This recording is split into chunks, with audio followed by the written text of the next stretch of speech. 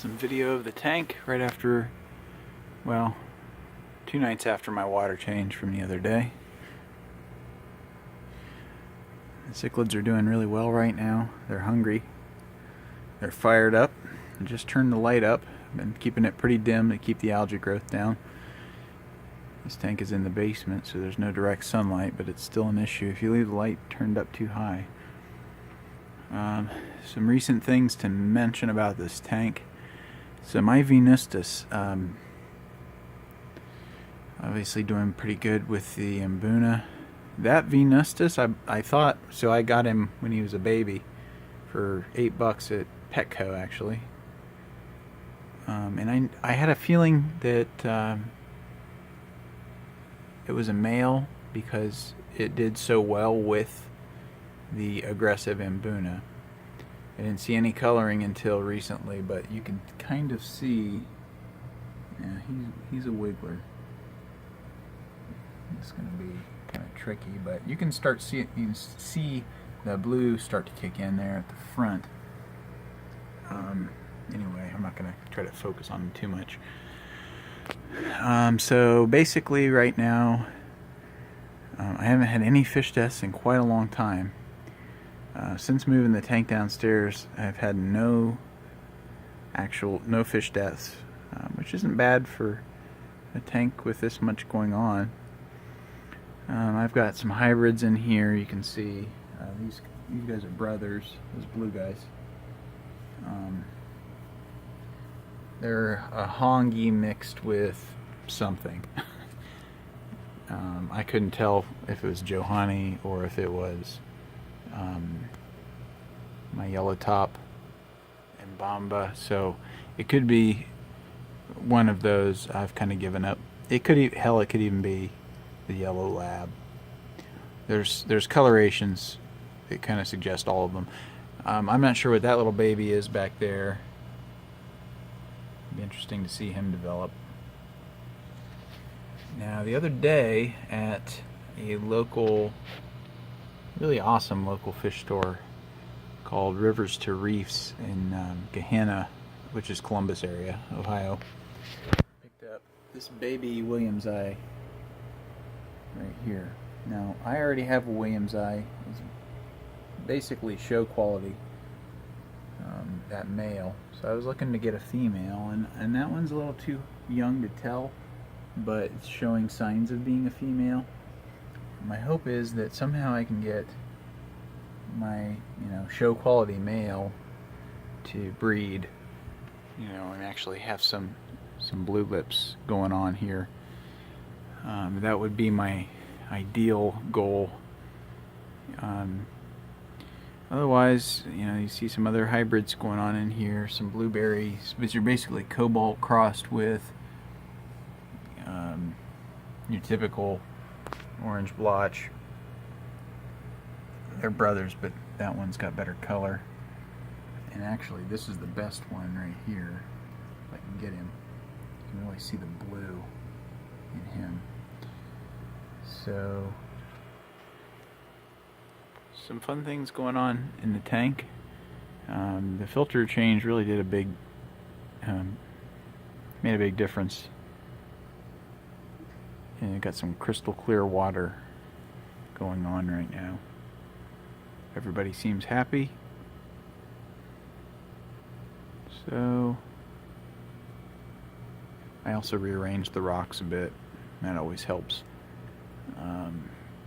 Trying to stick with a little more natural look. I got a little tiny fake plant on each side, but I'm really sticking to real rocks. I like the real rocks with the cichlids. And the Mbuna really like that too. I have some peacocks in here. I'm not sure I'm going to keep them in this tank. They are doing well, but they do not show their color. I have a couple of really nice, well, a female hap. She's not going to color up.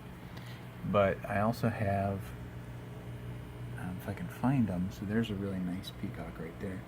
I got him from a local breeder. It's a red shoulder. And there's no color. When I got him, he had bright red. on his side. So I know he's capable of coloring. He's just not doing it because he's in with aggressive fish. Additionally, I've got, you see him flaring up right there in the back. He's pretty. Here's the other one. I got him also from Steve. And that one, I'm going to draw a blank on the name. But he's a good looking fish. And again, by himself, colors up a lot. The Victorian, he's holding his own. I think he's got potential to color up more. The pH requirements are a little different with Victorians. Temperament, they seem to do well with Mbuna, but I don't know that I would recommend. He was kind of an experiment. I saved him from Jack's Aquarium, which was going out of business here, and I mean he's got a good life here. These guys are kind of fun. These are the Afrakobu.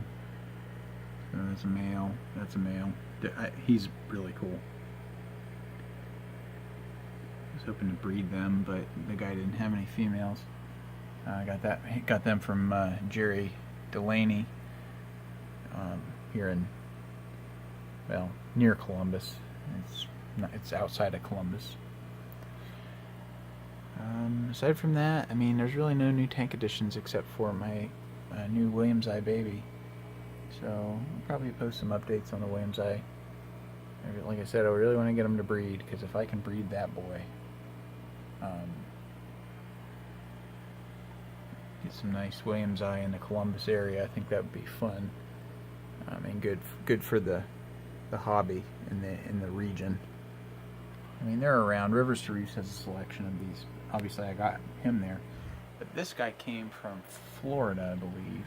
Either that or Utah. I think he was from Florida. One of the fish farms. So, look at that guy. And he's massive. And he is beautiful. And blue underneath him. Wonderful coloring. He's my prized cichlid, most definitely.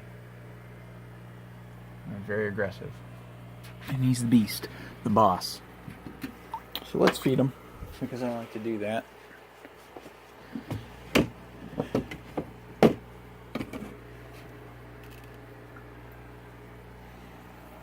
I know what time it is. This time around, I actually have a reef tank upstairs. I decided to throw, I don't know, 5 or 6 tablespoons worth of marine salt in the tank, and actually crank the temperature up a bit. I'm a little bit above 80 right now. I've always been under the impression 78 was the ideal temp, but the more I've been reading, I seem to be finding cichlids do pretty well in the 80 to 85 degree range. So I'm testing a little. I'm trying to get some brighter colors out of them, trying to get the tank nice and healthy. I've noticed some better color out of my yellow lab, actually. So I'm going to stick with the higher temp, a little higher salt content. I haven't measured the salinity. I do have a salinity reader for the reef tank. My guess is it's probably 0.2, 0.3. Reef tank, you take up to about 1.26. So, a slight percentage of that, fraction of that. But anyway, I'm very happy with this tank. I feel like I finally, I understand cichlids now that I'm a couple years in. They're actually pretty easy if you keep them clean, you watch them, you feed them at the same time, you keep the light minimal except when you're showing them off. That's a big trick or key or tip that I've noticed. When it comes to keeping the tank clean, keep, you're not trying to grow anything in here. Keep the light minimal. Most of the time I run it at this level. So they're fine with that. They don't care. But when I show them off, we come down here in the basement. Then I will crank it up. But again, with Mbuna, and again, I'm not, I can't really speak for the peacock side of things. But when you got Mbuna, basically, you see all these fish, and I've said this in videos before. At night, ideally, if you're keeping Mbuna the right way, you won't see them at night. At nighttime, these guys, they all have their own spot to hide. And that's what you're shooting for. Keep happy Mbuna. They all need their own place to go. And so, that would be something I would suggest to folks starting out. And also, if you have a canister filter like I do, I would recommend it. But the thing is, when you clean them, never use tap water. Squeeze. What I do is I pull the filters out, and so there's water in the canister. I basically use the water in the canister to clean the filters. Squeeze them. They're sponge material, so you're wringing them out, filling them up, wringing them out. By the time everything is out of there, what you're left with is this disgusting, almost reddish, because it's just so saturated water. I dump it in the toilet. I leave the sludge at the bottom because it's bacteria, and then I re-add my filtration material.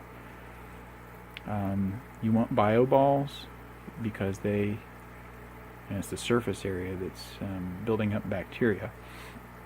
So I never dispose of the bio balls really, or very rarely. The carbon, I get these little bags of carbon. You want to replace that often. Every few months I'll replace the polyfill. I go to the fabric store. I buy a $5 bag there, half the price or less. And what you find in the fish store, same stuff. So, I just replaced all the polyfill, so that's part of the reason why it's so clear right now. So all that going on. Inside the canister is also a UV filter, which kind of cuts down on algae. But the main thing with that is you're not over cleaning. And when you're thinking of clean, what you're doing is you're getting rid of the gunk, but you're not cleaning it with tap water. You want it dirty in terms of bacteria. So that sludge at the bottom is good. Those bio balls that are full of bacteria, that's good. The sludge, that's good shit when it comes to cichlids, because it turns their waste, which is ammonia, they're pissing all the time in there. So that bacteria takes that ammonia, it converts it to nitrites. It is then that's then broken down into nitrates, which is safe. And the nitrates are exposed I can't talk tonight, disposed when you do the water change. And I found with cichlids, you can get by with, I can change 80-90% of this water. And people say don't do that. That's not true. You can, if you make sure not to get rid of the bacteria in the filter. Because if you're providing Dechlor in that water at the proper level, that water is safe. Of course, without that bacteria though in that filter, that water is going to build up with ammonia real quick, and that'll kill them. So if you're talking about brand new water, you want to get rid of the chlorine and you want to get rid of the ammonia. Dechlor plus bacteria equals happy fish. And that's it. That's all I've got for now. Brian Baines signing out.